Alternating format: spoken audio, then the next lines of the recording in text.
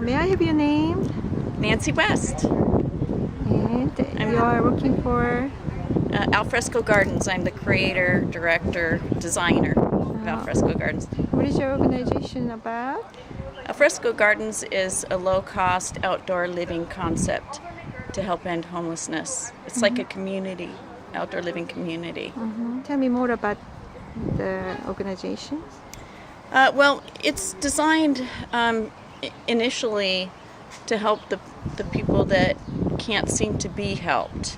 You know how they say that there are all these things that we want to do to help end homelessness, provide housing, low-cost housing, get them into housing, whatever. But there are people that really can't be helped or can't be housed, and some say can't be helped. And this is a low-cost outdoor living community to help address that problem. But it also helps anyone that's on the streets right now. The cost of it, I believe, is lower than what they're having to spend battling the streets as it is. And anybody that participates or becomes a resident or an occupant of AlFresco Gardens would pay about the same price for 1 month in the cheapest motel in town a year at AlFresco Gardens. So for that price, they'd get about a year at AlFresco Gardens. And it includes, it is outdoor, and it's intended to be aesthetically pleasing and set up just like a community, only they would be using regulation tents, and they would get a 3x3x8 storage closet, where is unheard of for homeless people to have a place to put their things. So right now they're kind of prisoners to their belongings, and this way they'll be able to go places and clean clothing. They have laundry facilities. They'll be able to go places and clean clothing with nothing in tow. Now they'll be treated hopefully by society like human beings.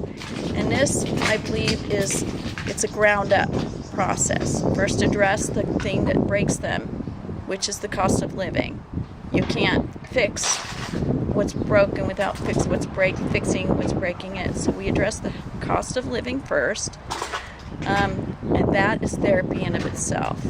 And then, of course, they're able to come and go and feel like normal people. They can get out amongst society and no longer feel, like they've been treated like so low in the past without their things in tow. This will give them an opportunity to apply for jobs. But I call it therapy in of itself. Now then, when they're ready, there's a service area. So they can take advantage of services. There's an area where they can set up services, and benefactors and nonprofits can set up job fairs, mental health care booths, all kinds of services. We'll have PA system where they'll make announcements that these services are arriving at a certain time or will be arriving. So on, this kind of thing. Anyway, did you have any questions about it? Oh yes, you say it's outdoor. Yes. So each one of them can have their private spaces. I cannot imagine how is it like being outdoor. Right. Well, there's the problem is that we have homeless people living in the streets, the railroad tracks, the flood channels, you name it. And people have experienced things like finding human defecation in their garages. My own daughter reported that to me. And I have a homeless friend who's probably losing his feet. He's been in the hospital for a couple weeks now because he got gangrene in his ankles, both of them. And this is due to lack of cleanliness and self-care. So he lives outdoors. We're talking about the problem. People are sick, diseased, and dying on the streets. And they're not able to care for themselves. They don't have bathrooms, showers, and the basic needs. AlFresco Gardens provides nothing more than the basic needs. I call it essential balance, because they're going to get only what they need, and by doing that, they'll be paying for what they're getting, and they won't be getting much, but they'll be getting their basic needs. This allows them to be, have the sanctuary of a safe place to lay down your head, as opposed to what's going on right now, the alternative.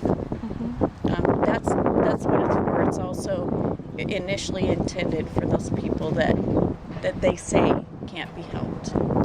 Shelters, a lot of homeless people, they don't like to go to shelters because of too many rules they cannot follow. They want, freedom, right? Right. Most homeless have a difficult time to follow the, set schedule stuff. And so, how do you describe your place to compare with the shelters? Well, it's different because at AlFresco Gardens, nobody's going to be required to complete programs. We have a problem. It's a lot of homeless people out on the streets. Many of them are mentally ill, broken, and can't be expected to complete programs. But a lot of the rescue services and housing services require programs to complete in order to get that help that they offer.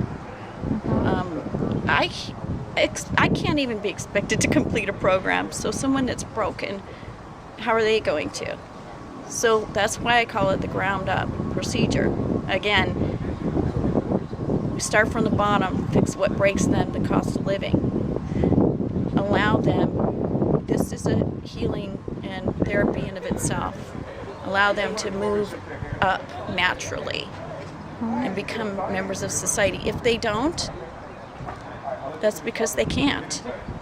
And forcing them to get help that's not going to work isn't doing anyone any good. Quid pro quos is not a good idea right now, because we want to get them off the streets. We want the solution to the problem. And that's what AlFresco Gardens is. For those, either those that can't be housed, or for those who housing is not ready at right now. Where are you guys located? We don't have a location, it's a concept. We're trying to get the county to take interest in this and work with us as a team. I can only go so far without their help. So we have a written out report, plan, a lot of research, homework, agendas that we have been working on. And I say we, a partner and I, have sat down and mapped out my original idea and put it on paper, and I created a concept design of what it should look like. So I have presented this to the county at the Board of Supervisors with PowerPoint slides. And the slides give suggestions of areas that can be used. For example, the Carl Karcher property and an area by the Phoenix Club. But there's on those a long list of other potentials. And so far, I've spoken 2 or 3 times at the Board of Supervisors about this. And I've also had other people who have seen my presentation and seen the report and the plan and the concept design also speak at the Board of Supervisors, requesting that they contact me. And I sent 2 follow-up letters after my presentation. But so far we haven't heard from them, so I'm really hoping that they'll get a hold of me. Is that it's allows 3 acres. So grab a pen here. That's nice. I knew that you had to come over here because of the wind. I wouldn't be able to hold it up there. Oh, I'm sorry. I wish I had a jacket for you. Here, would you like to wear mine? No, it's okay. Okay. Let's just make it quick. All right. So I'm sorry So, to rush you. So this is this attentively, right? It's a concept. Allows for 416 spaces, which can be doubled up on. Now, someone did ask me about density and being able to manage that many people, but I went to the opening of the Kramer shelter, and they have 200 beds in 600 square feet. So, excuse me, 6,000 square feet. So that's a lot more dense than this. And these are outdoor, so there's going to be less feeling of density. Okay, so each rooms have restrooms and yeah, these are spaces kitchen outdoor. sets, yeah. These are outdoor spaces, and I'll try to make it fast so you're not too cold. Yes, there are laundry facilities, water spigots so that everybody can get water, restrooms with showers. These are grassy areas. This is dog area. Oh, you can bring pets. That's yes, awesome. yes. I wanted to ask you about that earlier. Yes, it's got an 8-foot block wall. Now, my favorite part of this plan, and which I could not ever imagine leaving out, is the perimeter is surrounded by storage. 3 by 3 by 8 storage closets where they can lock up their money, their documents, their precious belongings, and now leave. Most homeless are prisoners to their belongings. Now they can leave without anything in tow and look like a normal member of society. Hopefully will no longer be oppressed and mistreated by the way they look. That's the first step in their therapy, just by this process that I call therapy in of itself. They have a parking space too? You know, there may need to be adjustments to the plan, because we'll probably need a bigger parking lot. When I originally designed this plan, it was for people that didn't have cars. But the more I think about it, there are still people losing their homes. To get a job and eventually, be independent. So right, and there are people still losing their homes that didn't lose their cars, and they still need a place to go. Not that they should end up here. This is just like a last resort. This is an opportunity to save money so that you can make first and last and get into a place. Maybe you can add some lots for the people who sleeps in their vehicles also.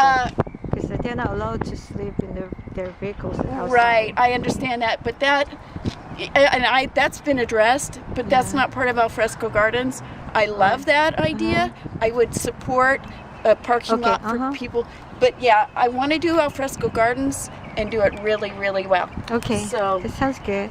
Cameras for security, PA speakers to announce when services. This is the area where they can do job fairs and mental health, anything, service fairs, food delivery services, all kinds of things. And there will be phone chargers in the laundry and the storages, so they can charge their phones. It's got an 8-foot block wall. It's intended to be aesthetically pleasing, like any community, right? And of course it's guarded with security, guarded in 2 places. Nobody gets past the living area that doesn't live there. And I know that you need to get going, so I won't try to explain any more at this time. Oh yeah, if you want to add some more information, just you can send me the email or text me.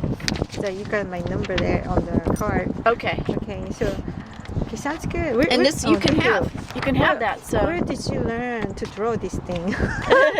I'm an artist to begin with. Yeah. And when I did remodeling at my own house, I had to do blueprints and things like that. They weren't very good, but they passed. So. Wow. But yeah, so what kind of art? But I also knew that this needed to be, like it, like that. Are you a painter or? Yes, I've done all kinds of art. I'm like multi-medium, but mostly paint, drawing. And I've done I like drawing huge murals. Yeah. Well, really, okay, maybe not huge, just big. Since I met many homeless people recently, I've noticed something like there are a lot of homeless people who are very gifted and they're very artistic. You know why? Right, because they can't. It's just like You can make money out of their arts. You know what I'm saying? And also, you need to. Sometimes when you can't afford to pay somebody to do something, you have to learn how to do it yourself, and that gives you life experience and talent. I think that this world doesn't appreciate artistic parts and creativities. You know, Not they just enough. want people just work and make money and all these things. Then I really kind of appreciate your artistic, you know, ability. You know, so that's why a lot of people, you know, homeless people, they end up. and by the way, my art, a lot of my art as a theater artist, the scenic backdrops. That's why my murals are so big. Scenic art. Oh, I'm happy to show Can you send me some pictures of them? Yeah,